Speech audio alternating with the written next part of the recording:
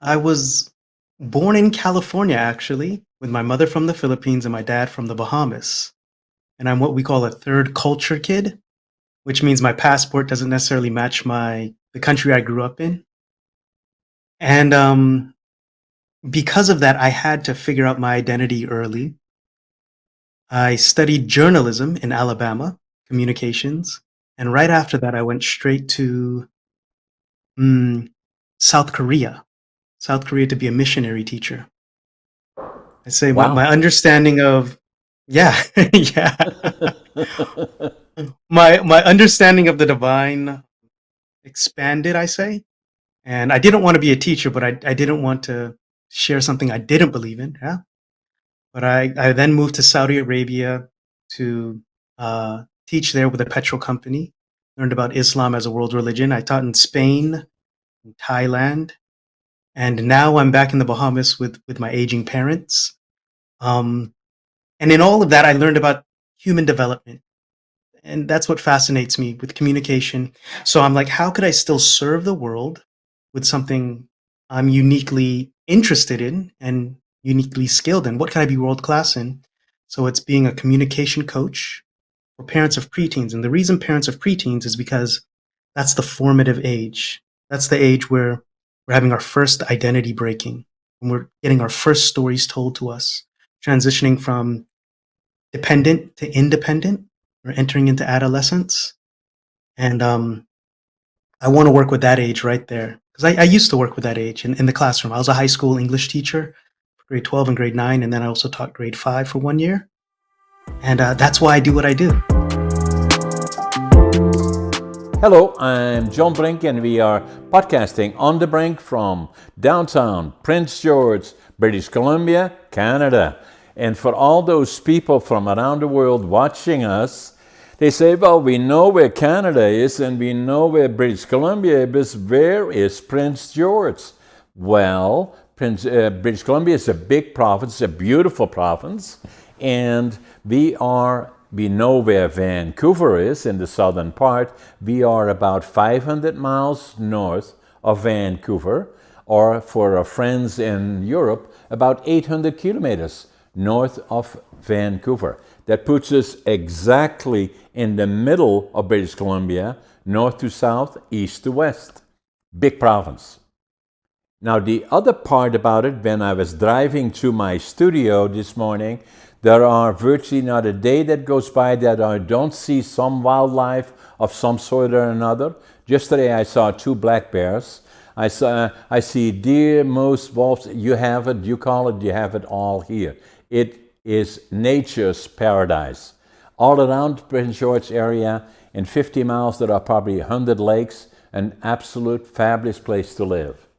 Today, a very special podcast, and the gentleman's name is Marcus Higgs, and Marcus in particular is interested in supporting parents of preteens from the age of 10 to 14. And the reason of his interest is substantially because of his own years of when he grew up and of diverse homes.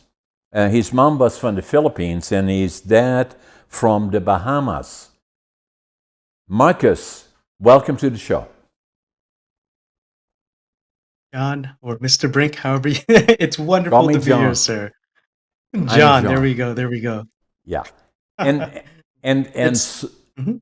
yeah, and tell us about yourself and your background and your, in particular your interest in teens and preteens in particular.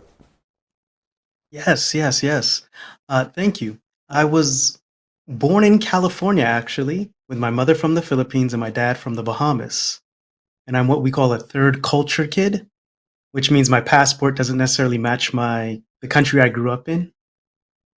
And because of that, I had to figure out my identity early. I studied journalism in Alabama, communications, and right after that, I went straight to mm, South Korea, South Korea to be a missionary teacher. I say my Wow. understanding of yeah, yeah. My understanding of the divine expanded, I say. And I didn't want to be a teacher, but I didn't want to share something I didn't believe in. Yeah. But I then moved to Saudi Arabia to teach there with a petrol company. Learned about Islam as a world religion. I taught in Spain, in Thailand, and now I'm back in the Bahamas with my aging parents.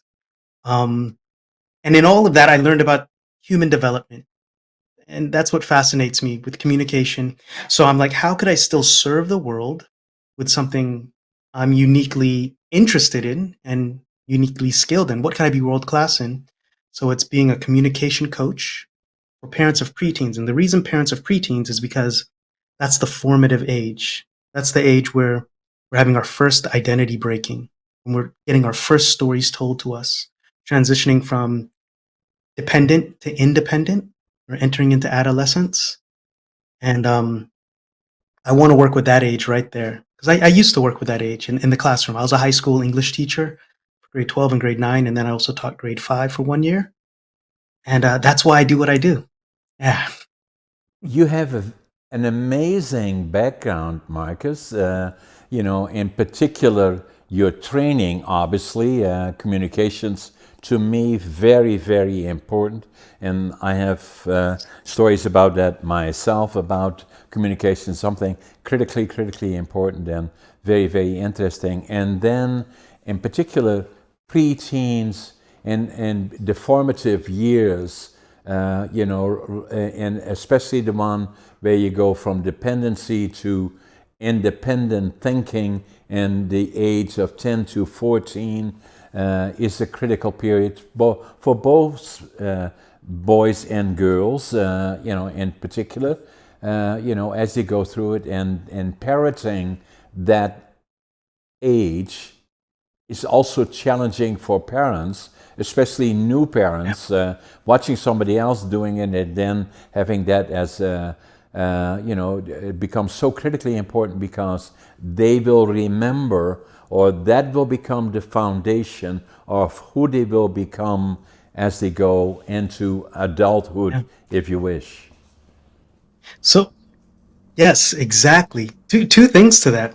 First, when you're talking about communication, I say, or my communication teacher told us, the quality of your communication is directly related to the quality of your life. No question That's about your that. ability to speak with others and your ability to speak to yourself, right?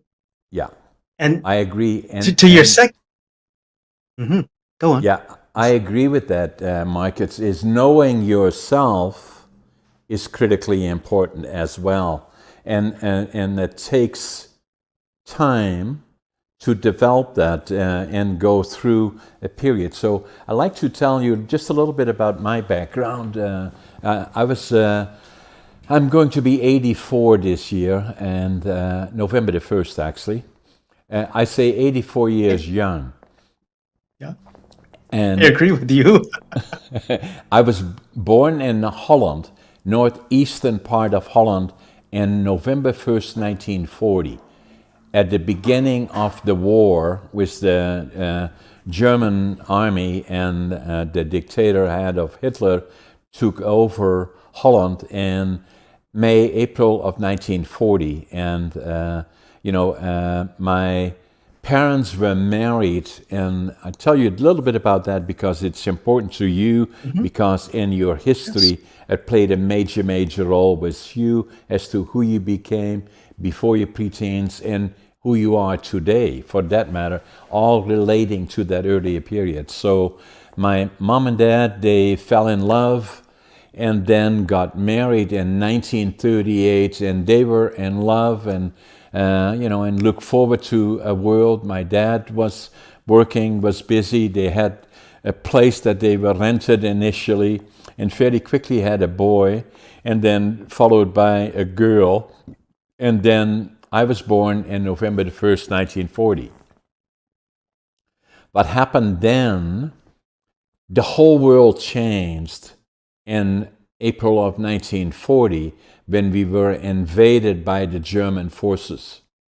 But already then, March, April, my dad was called into the Dutch army, and the last time they heard from him is just before the bombing of Rotterdam. And that's the last location that we heard, or the family heard of where he was as a soldier.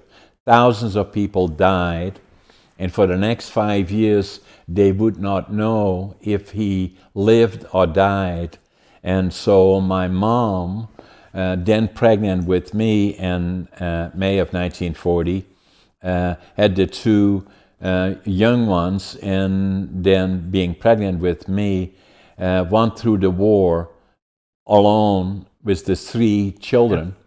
And I still remember from the time that I was 3.5, 4 years old, that when the Allied forces started bombing the war infrastructure of the Germany, and you have been there, I'm sure, and you know the laying northeastern part of Holland, about 10, 15 minutes from the German border, close to the North Sea, and where Germany touches the North Sea. There were all those areas of Wilhelmshaven, Kiel, Hamburg, and all those places were being bombed, and hundreds of planes would fly, Allied planes would fly over our area to bomb those, and my mom would take the kids out onto the flat roof behind the house, because not it was so pretty to see planes. The sound of it, I still know today, hundreds of bombers in the air, and then in the distance we could see the sky being red from all the bombing, and and she felt safer outside than inside. And then the other part that I remember as a child was the hunger winter and the hunger period of 1944-45, when the Germans cut off all the food supply to Holland, and a lot of young people died and older people died, and it was the coldest winter on record ever. And so I still remember us, 1944, every morning, my brother, my sister, and myself, we would go with gunny sacks into the railroad yards, pick up anything edible and burnable. And the reason that we did is because the Germans wouldn't shoot us. They put us one, but we'd be back the following day. And then I remember sitting around a little stove that we heated, the only place in the house, that little room, and the four of us were sitting around there to stay alive. And I still feel the feeling of hunger. Even still today, I can feel that. So, and then we got liberated by the Canadian Army, April the 12th, 1945. And it made such an impression. I was 5 years old then, or not quite five. And, and it made such an impression on me that I always knew from that point forward, I would go to the land of my heroes, Canada, and that was my dream. And so I did then eventually. So, but that's a little bit of the background. So till I was 5. The other part, very important, is that a lot of people think that, respectfully, that if you are in a war situation, when the war is over, everything goes back to normal. Well, it doesn't. And so my dad eventually came back, and but the relationship was never the same again. He suffered from PTSD, and and they went through a difficult time as a family, and it always became part of it. And so it was a difficult time. I hear you saying it was a difficult time, and let me just ask you this, because I've read the book behind you, Finding Your Passion. Would you say it prepared you for the difficult time you had in Canada when you arrived? No question about that. Yeah. No question about that. Steve Jobs says the dots connect themselves looking back. And while we wouldn't choose that path, it was the path that we had to walk, and yet it laid itself out for us. There is no question about that, Marcus, that, that I was affected by the war. The one was the inner child. Got counseling for that, Mhm. actually, even when I was 50 years old, when we had some challenges in our relationship, my wife now, and, we're going through some difficult times. And the counselor said to us, that I like to have a talk to John because there seems to be something about his past. And so we agreed to do that. And that was dealing with the inner child.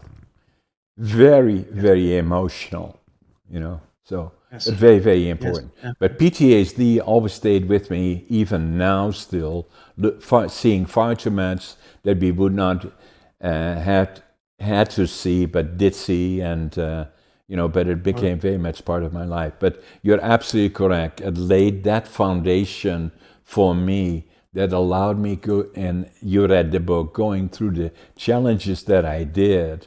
And still today, I look back at it as a foundation that helped me in many, many ways.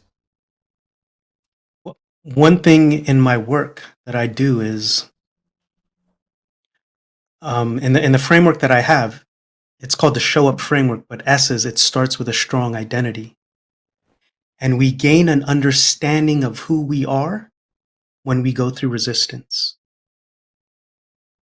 Life is asking us, who are you?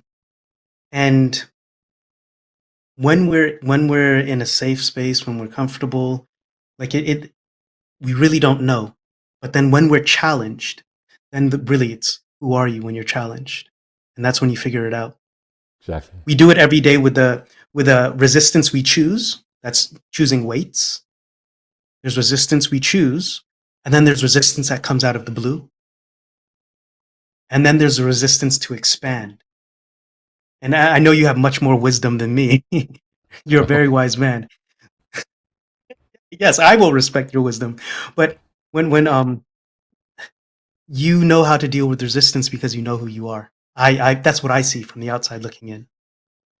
The other part about that, Marcus, was that, and you may find Yes. this interesting, especially because we have so many similarities and an interest in that, and you know my past because you read the books, and is that I failed grade 3 and I failed grade 7 3 times. And so children can be very hard on each other a lot of times. And so friends that I had then went to college and university where I became a laborer. I'm proud of that today, but I wasn't necessarily then. Although I was always optimistic, I always had lots of energy. And but for me, it then became even more of the dream of going to Canada.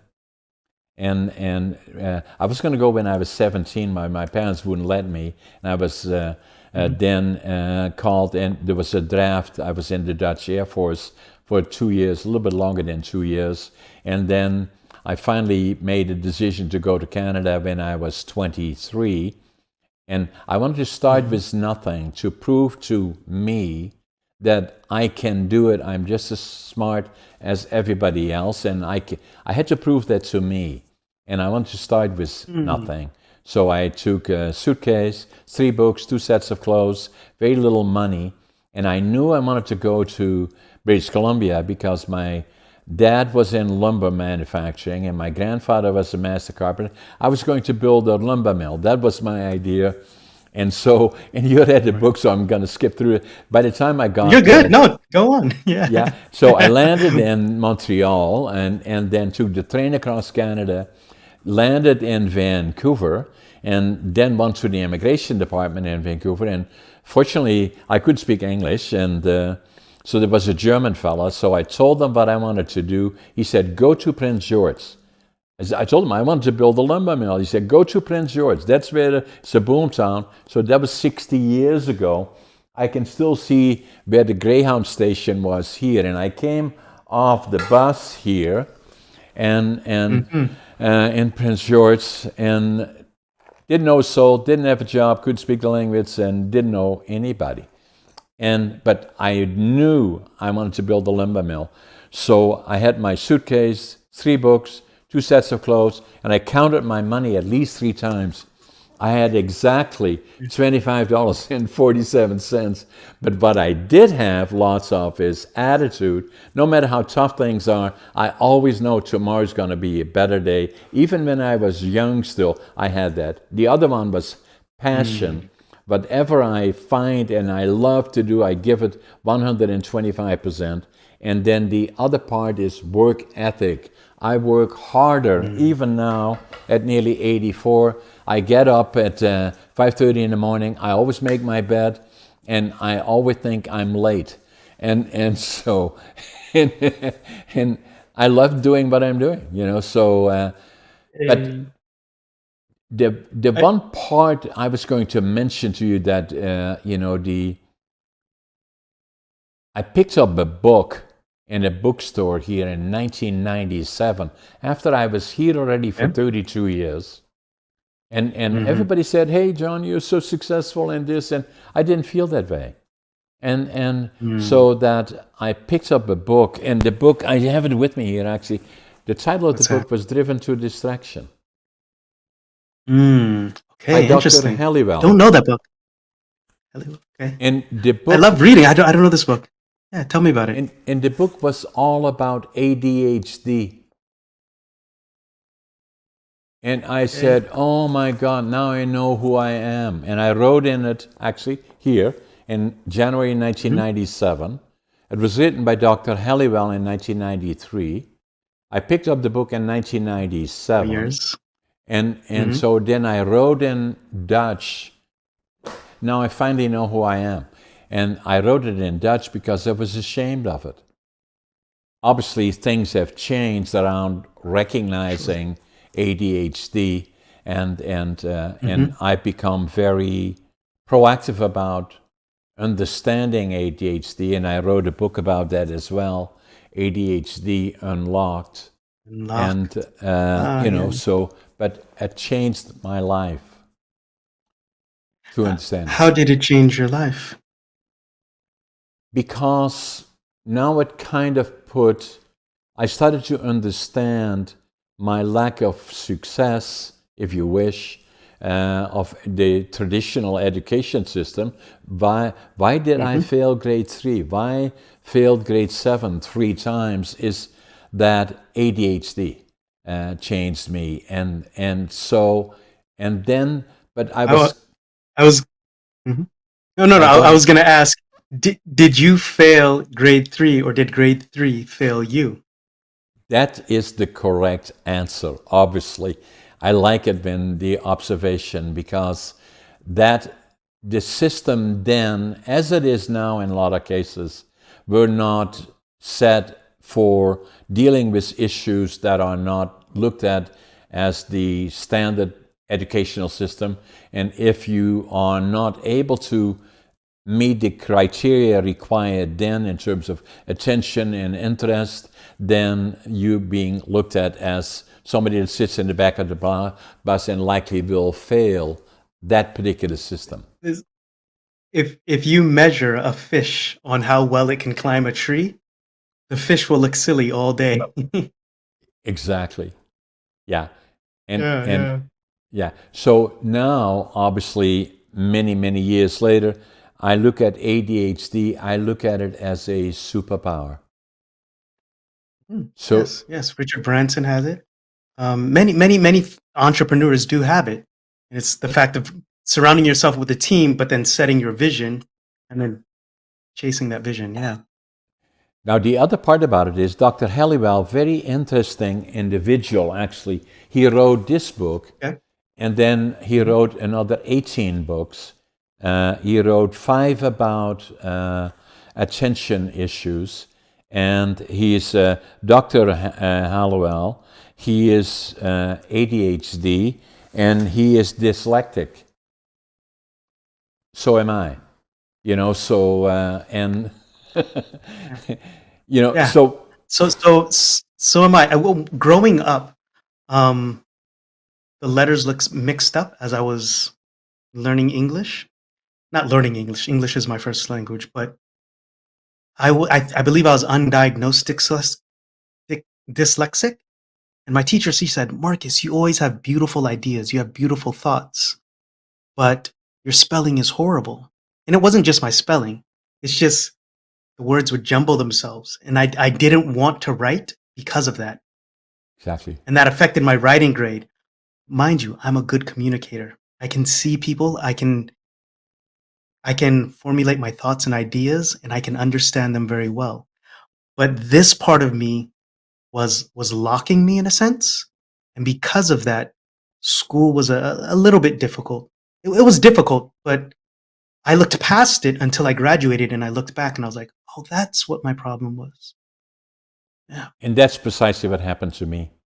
Now, the other part about it is, and that's why it is so interesting to talk to you about me as a case that you look at analytically in one way, and the other one is simply because we are working well together discussing the topics. But I was not a good communicator, and I had no self-confidence in a way because everybody said, "Oh, you failed this, you failed that, and you will never amount to anything because of you have no diplomas and all of that sort of thing." So it never really bothered me in the sense other than that I knew I had to start anew. And then my dream right from the war years to go to Canada allowed me to start from the beginning. And nobody ever would ask me, "Where are your diplomas?" They would in Holland, "Where are your diplomas?" So, and to allow me to start anew again, then learning. And then the other part that was important to me, and this is very, very important, I believe, even from your perspective in my life, is that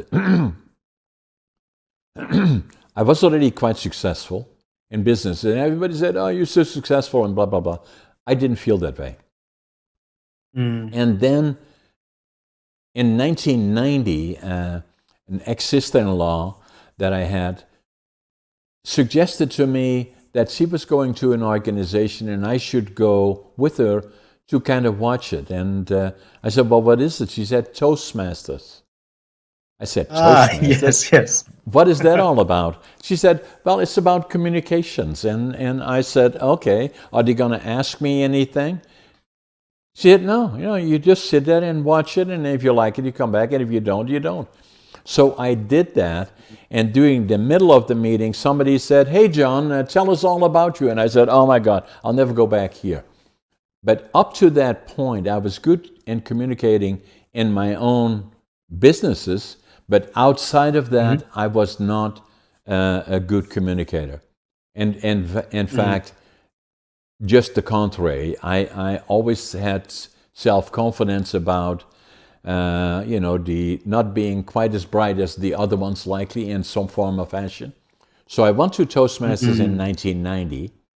I stayed there for 10 years, became a distinguished Toastmaster, which is the top of the Toastmasters. There is probably, I would say that in North America, there are probably, as we speak, 500,000 people that are actively involved in Toastmaster clubs.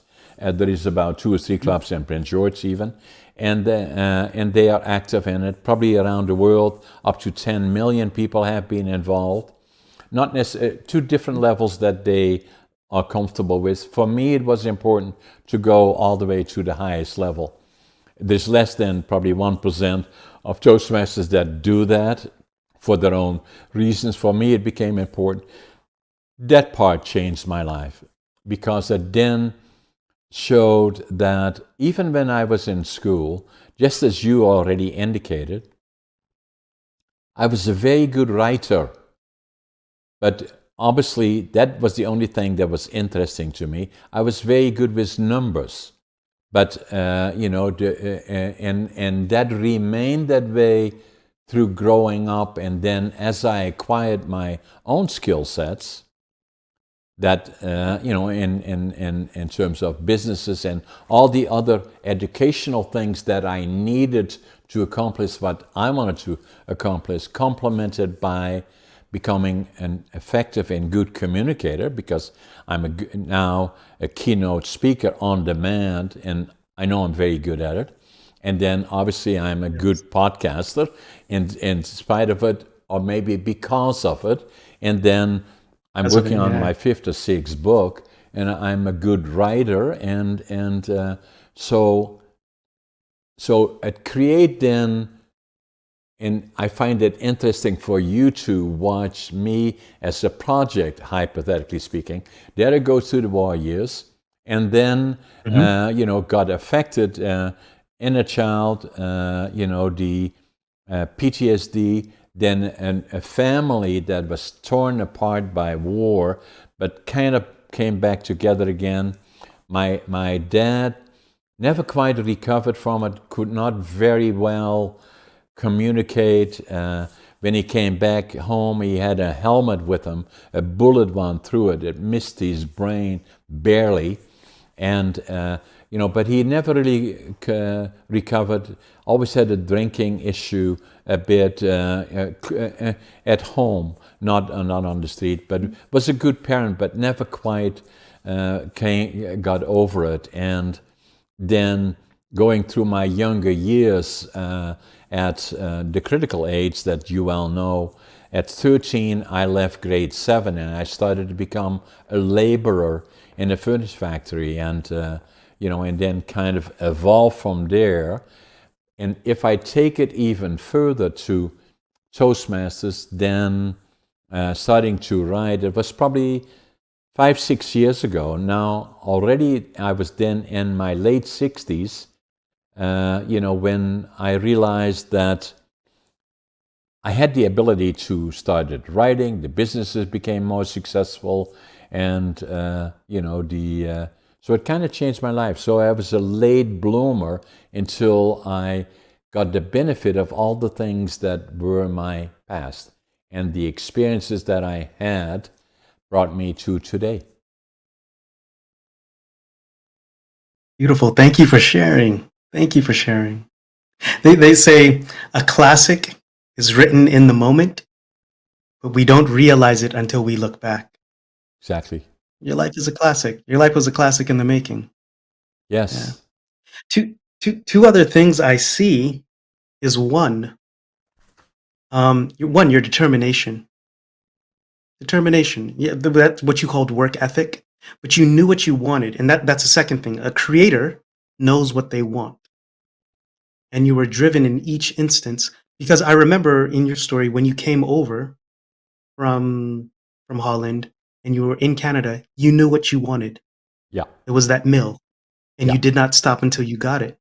Correct. Um, so I found that very inspiring of getting clear on what it is you want.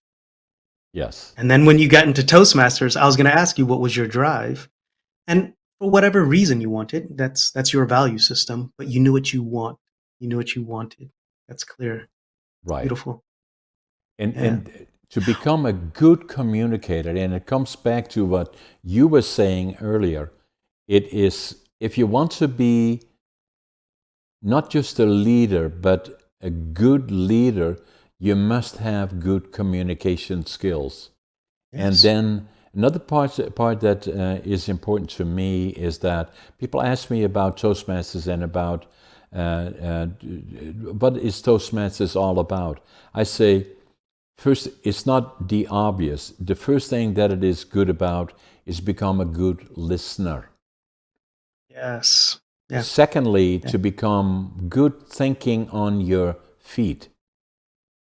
And Hmm. then become articulate in terms of being able to respond to issues, especially if they happen spontaneous without preparation. But then at the same time, what I found is that those areas that were my biggest problem during the school years and thereafter, and right up to the time of being into my 60s, when I was diagnosed with ADHD, I didn't understand it until then.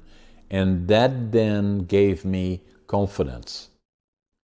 And that's why I feel I, so strongly about, as you do, with the preteens, 10 to 14 in particular, and wherever the opportunity presents itself, I do speak to young people, secondary, high schools, college, universities, and on and on and on, about issues in regards to communication skills. And then the other one is finding your passion, and about things that you like to do. And a lot of times, I heard this channel on United States channel. I don't know, it was CNN, ABC, one of them, and indicating that 75% of the working people in the United States, I believe Canada is the same, don't like their jobs. And 70% of them are looking at other jobs. And then a lot of times when I do presentations to young people that may be in college or university, I ask them respectfully, what do you plan to do? And they say, well, I don't know. I said, well, it would be good to kind of look around. You want to be a truck driver, talk to a truck driver. You want to be a builder or a contractor, talk to contractors. You want to be a lawyer, talk. All of those people love to talk to people that are interested in what they are doing and giving them advice. And so I decided to write a book about that, is finding your passion, living the dream. And living the so dream.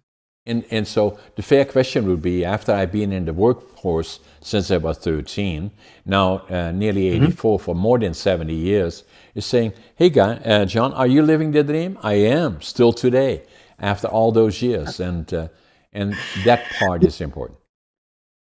Well, while reading your book, and I love language, and whenever I hear the word passion, I know it comes from pati, the Latin. And that's where we get the passion of Christ, but it means to suffer. Right. And for me, what passion means is, what do you love so much you're willing to endure pain? Yeah. Like I told you, our character is revealed through resistance. And I think a lot of people avoid that pain, or run away from it, which is why they don't endure the pain, figuring out what they love. A lot of people are just working because they need to do this. They don't do it because they want to do it. No. And that's a difference. There's a difference between need and want, but then Exactly. sometimes they cross over. But Yeah. when you start to do something you want it, and you have to endure pain because you want it, that's what passion is. Yeah. Yeah. And so critically important, right? You know. Yes, yeah. Because you figure out who you are. That I think that is what the dream is. In the old, they used to say, "Know thyself, and you will understand the secrets of gods and men." Right. Some people travel all the way through life not knowing themselves because they're so Exactly. distracted, or they don't look here, but they're looking here, they're looking here, they're looking here. But when you know yourself, yeah, that's when a lot of things start to click. Yeah. So now you have also written about these topics in particular, right? Or you speak about it. How do you interact with people to get the message that is so important to you from your experience and sharing it with others? How do you do that? Sure, sure. Um, I do write poetry. I've written Right. that, and I'm writing a book now, the Show Up Framework. What I do is, we are the stories we tell ourselves. That's what I believe. Um, Respectfully, I say, there was a story that you told yourself when you failed third grade and seventh grade, that there was a story you were telling yourself, and you believed Yeah. it until somebody gave you a new story later on, until Right. you gave you a new story.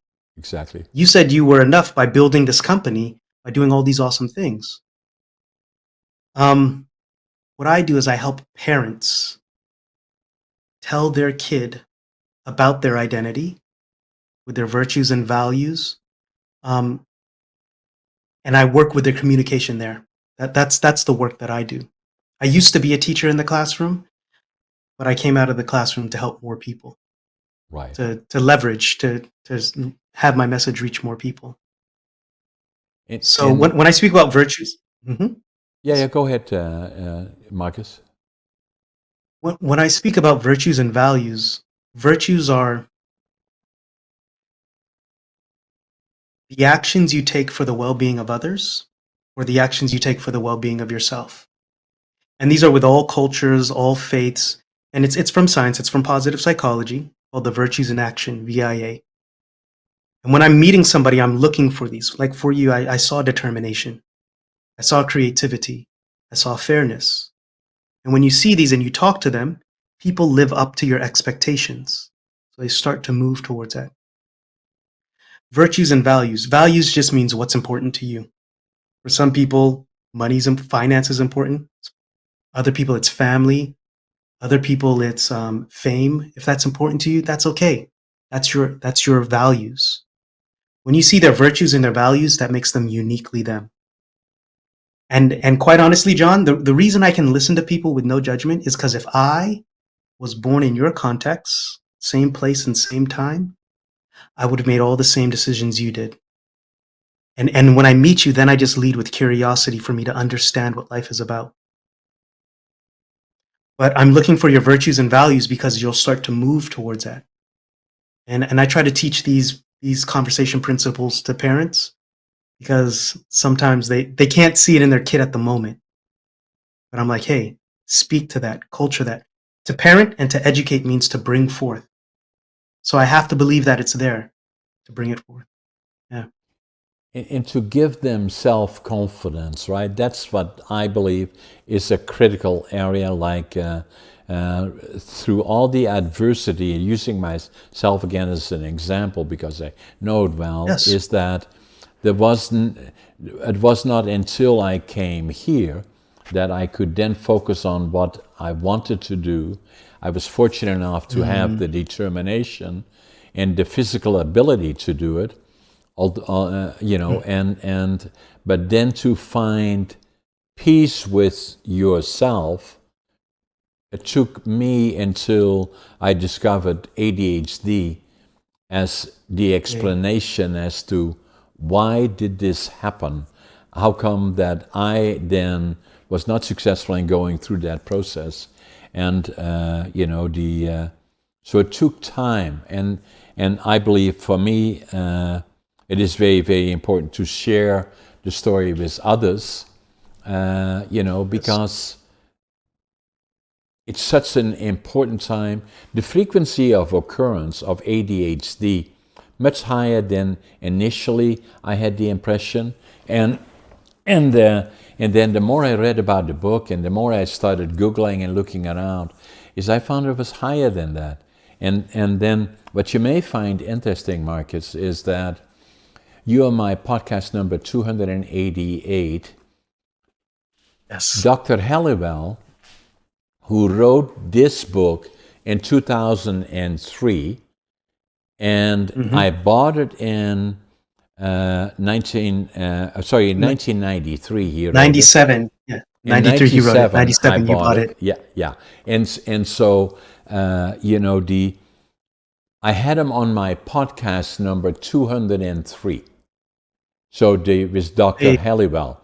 And so I had the opportunity after all those years talking to him about what changed my life. Very interesting podcast. And so one of the things I suggested to him from what I had seen, and he was the expert, that I said that I believe that ADHD frequency of occurrence is what I believe to be initially around 8 to 10%, is probably more than that, 20%. He said, no, John, it's over 25%. I agree with him. And then the other point that I found in all the interaction that I've had for the last 60 years here, building companies, being on board of directors of other companies, being very involved in leadership positions, is that I found that a lot of the successful, and the operative is successful, CEOs and entrepreneurs, at least I believe 50% of them are ADHD. He said, no, John, more than 75%.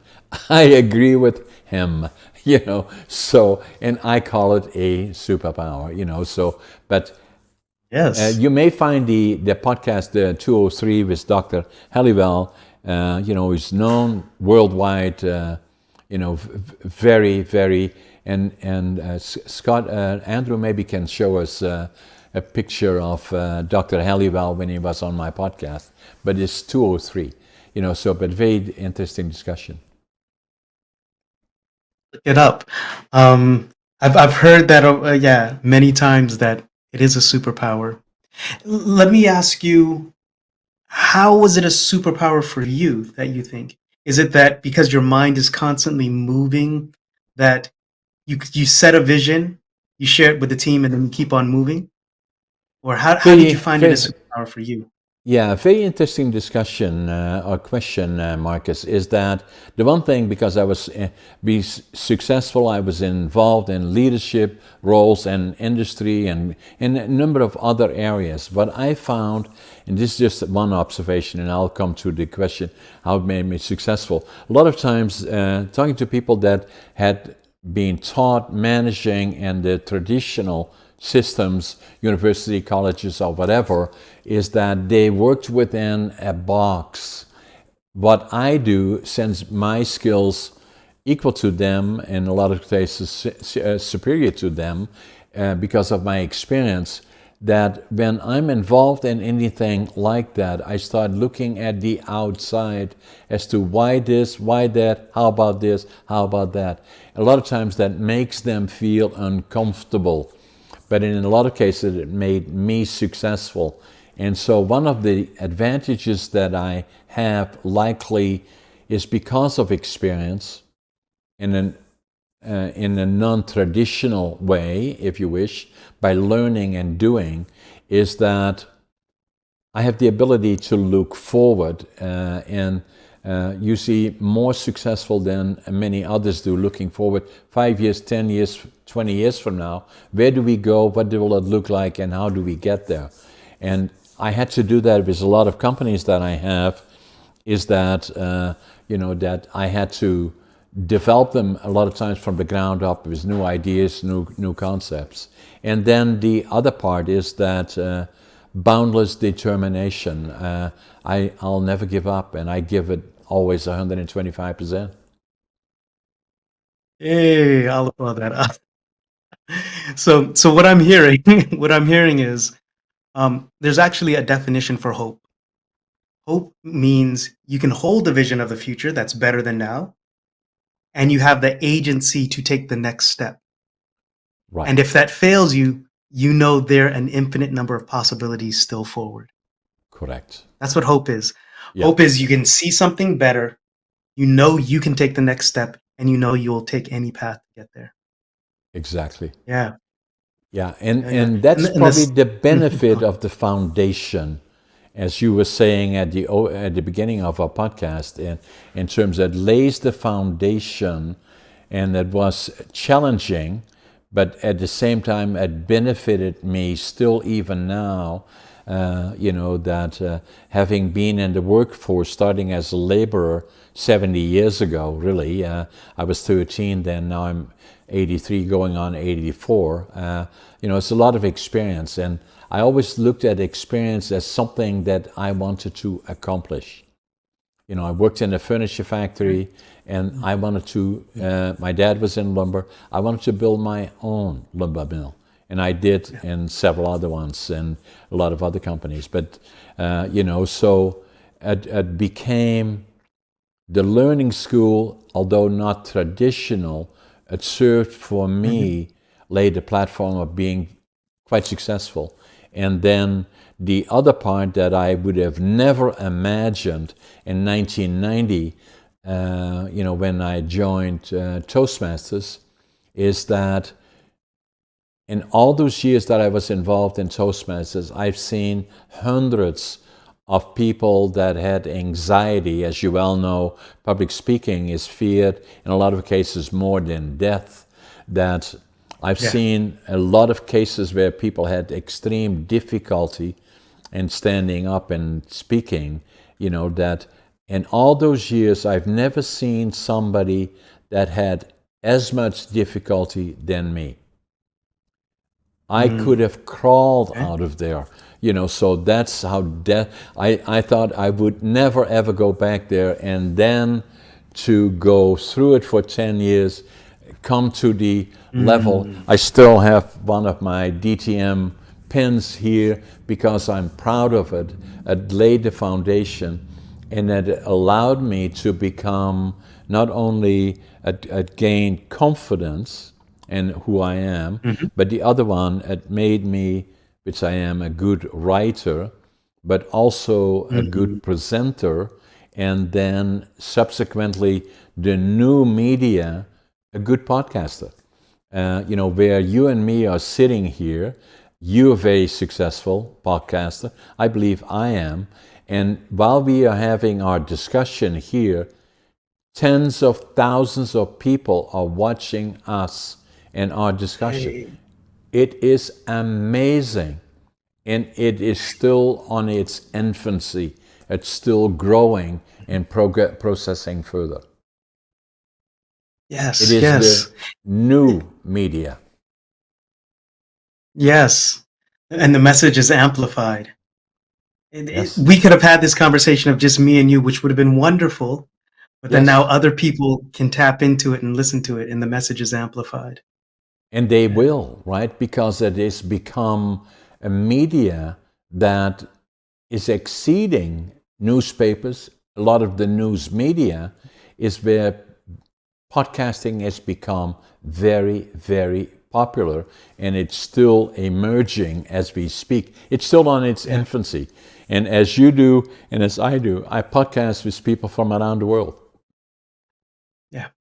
That is right. That is right. You know what I think? So I used to do copywriting, right? Persuasive writing.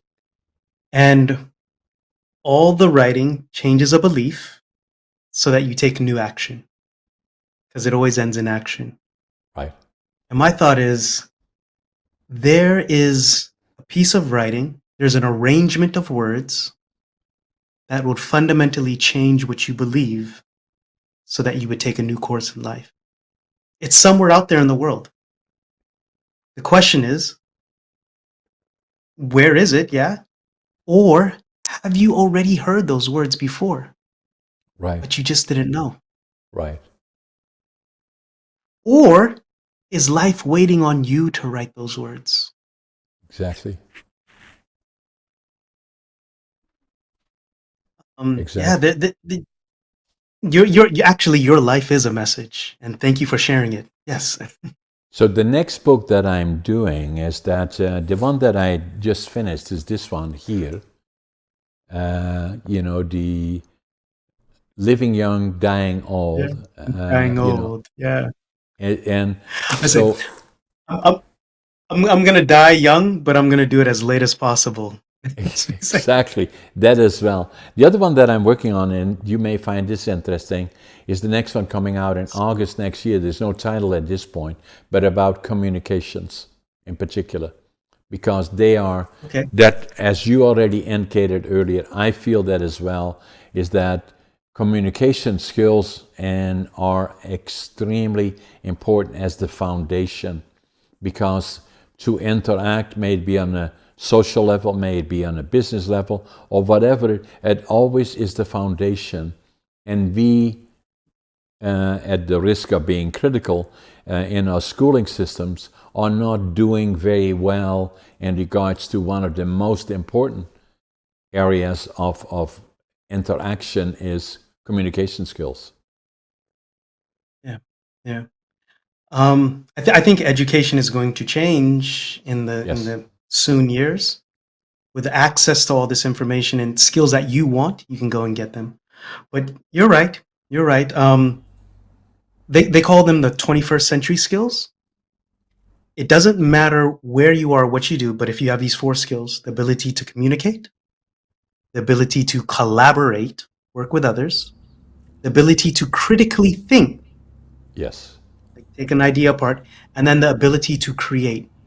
If you can right, make something or right. take it apart, it doesn't matter where you are. You came all the way over with $25.74.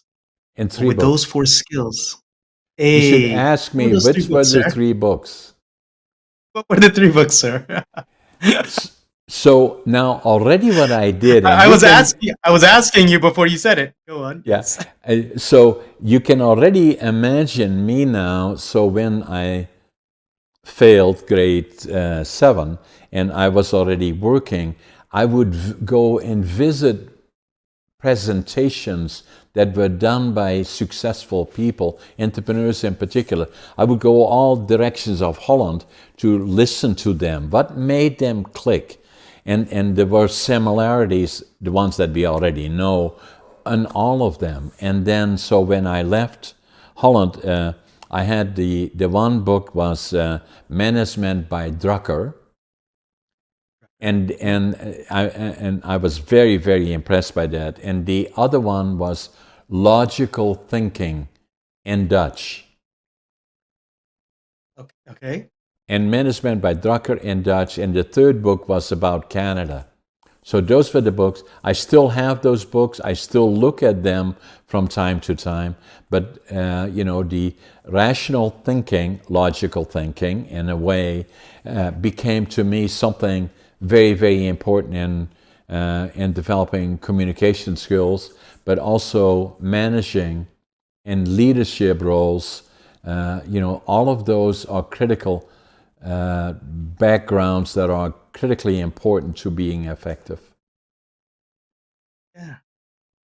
And all of that was your future. It was logical thinking or critical thinking, management, and Canada. Correct. You found the message early, and you went. Yeah, that's a beautiful story. And then at the end, not at the end of it, excuse me, but towards the end of it, you wrote your books now, one after another. Boom, boom, boom, boom.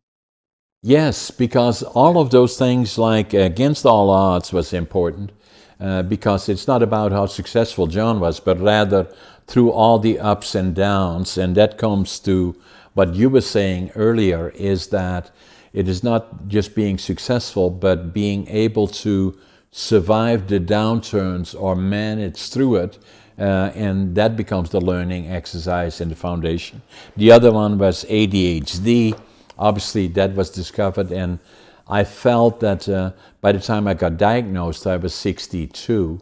And so for nearly 60 years, or 50 years, I had been wondering, why is it that I am the way I am? I'm different than the others, but I never understood it. I feel I have an obligation to share that with others, and I did it through the book. The other one is Finding Your Passion. And living the dream, I believe, is very, very important. Living young, dying old is important in regards to fitness, health, diet, and all those other things. I want to send you a copy of these books. You have Against All Odds. Do you have the one with ADHD? No.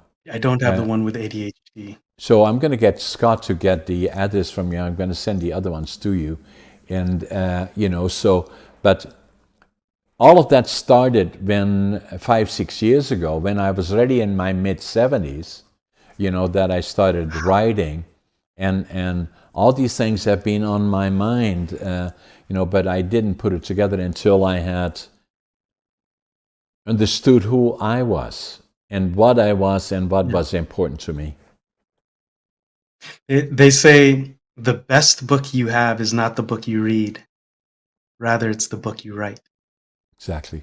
And you've written 5 best books already. It's wonderful.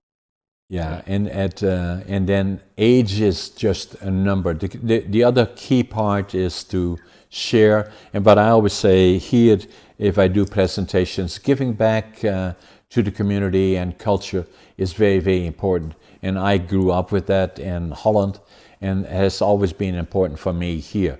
It's not money or making money, but being a good, responsible individual about business and what we do, and then giving back to the community and culture is very, very important.